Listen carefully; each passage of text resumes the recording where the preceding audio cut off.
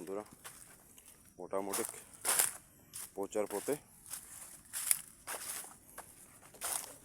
দেখতে পাচ্ছেন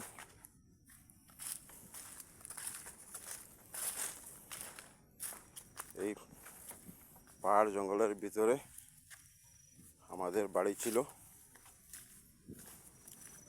কিন্তু সেই সময়টাতে আশপাশে আরও অন্য অন্য লোকজনের বাড়ি ঘর ছিল, কিন্তু বর্তমানে কেউ আর এখানে নেই।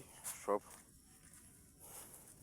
অন্য অন্য সাইটে, কেউ টাউনে চলে গেছে, কেউ কোথায় চলে গেছে। তো আমি দেখাচ্ছি আমার এখান থেকে, এই জায়গা থেকে আমার সীমানা শুরু হয়ে গেছে। দেখতে পাচ্ছেন পুরো এটাই মানে পাহাড়, ঠিক আছে।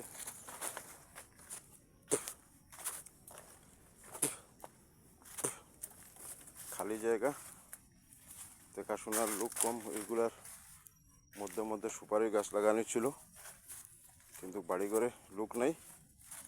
মানুষের গরু টরু বাদে এই দেখুন, দেখতে পাচ্ছেন বন্ধুরা, এই গাছটা কেটে চুরি করে নিয়ে গেল, কি বলবো।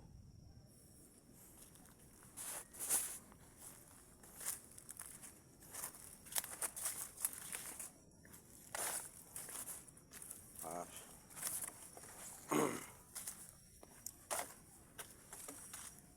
এই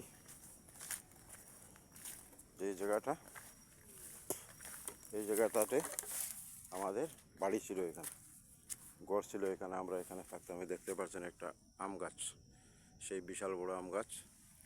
এদিকে রয়েছে কাঁঠাল গাছ, এখানে আমাদের বাড়ি ছিল। অনেক বছর থেকে মানে এখানে আসা যাওয়া হয়, বছরে 1-2 বার। দেখতে পাচ্ছেন এই যে সব গাছগুলা, চারাগুলা কেটে কেটে নিয়ে যাচ্ছে চুরি করে লোকেরা, কি বলবো। দেখার লোক নেই।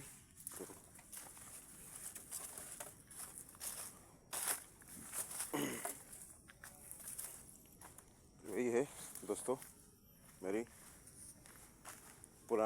मेरी जन्मभूमि है। मतलब इस जगह में मेरी जन्म हुआ था। ये जो जंगल दिख रहा है ना, यहाँ पे हमारे घर था। तो जब भी आता हूँ, साल में 1-2 बार घर में, तो ज़रूर आता हूँ इस जगह को देखने के लिए। इसलिए जगह अभी तक हम लोगों ने बेचा नहीं है।